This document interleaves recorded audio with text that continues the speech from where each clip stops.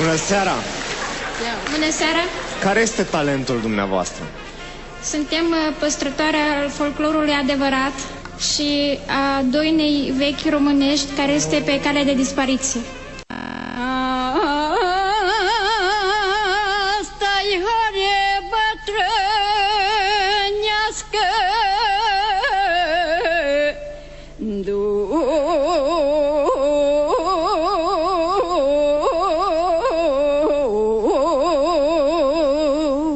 nu-i copilă să horească și îngruma să o învârtească.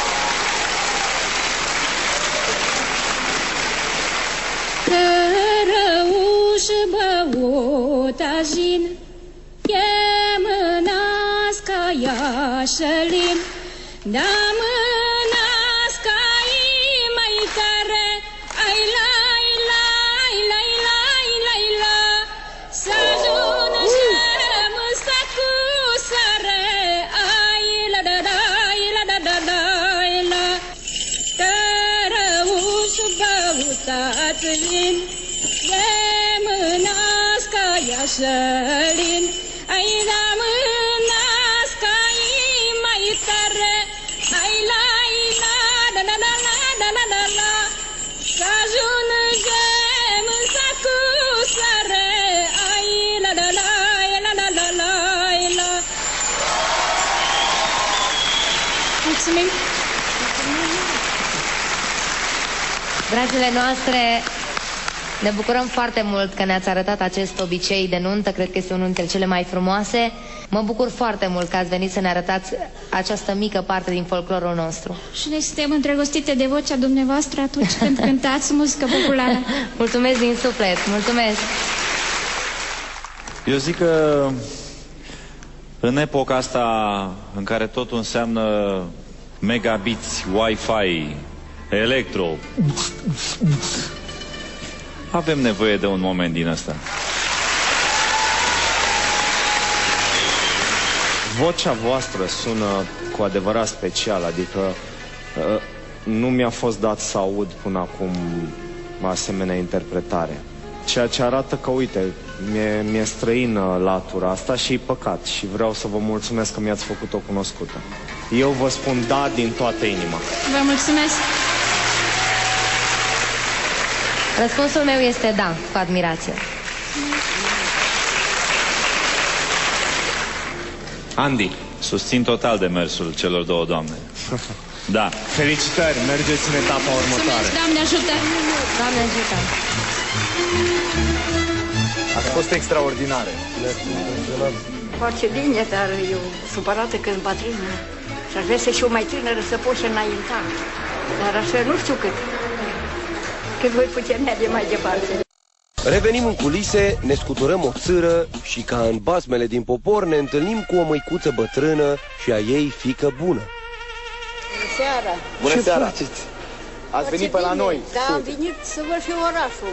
Și să luați marele premiu. Mă numesc Zenuța Purja, din județul Bistrița Năsăud. Am 43 de ani și am venit însoțită la acest concurs de Rapsodul Popular Teodora Purja, care este mama mea.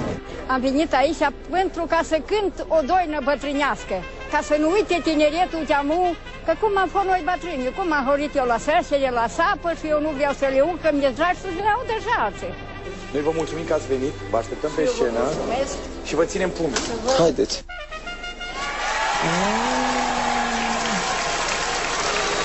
Bună seara! Bună seara! Care este talentul dumneavoastră?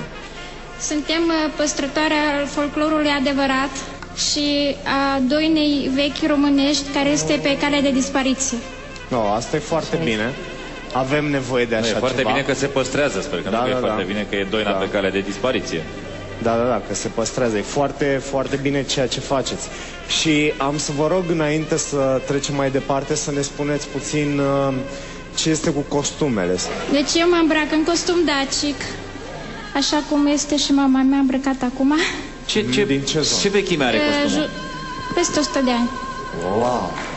Îți dai seama? Bun, și în această seară... În această seară am venit cu un fragment din Obicei de nuntă și cu horile vechi cu noduri. Horea cu noduri este un stil de interpretare foarte vechi, vine de pe vremea iobăgiei, când biciul asupritorului cădeau iobagilor pe spate, iobagii nu igneau, ci cântau și durerea în cântec se transforma în noduri. Am văzut că acest stil se pierde și de când am început să cânt, am urmărit întotdeauna să aduc în atenție acest folclor vechi, străvechi, care a intrat anul acesta în patrimoniul UNESCO. Este o valoare a românilor și este păcat să se piardă.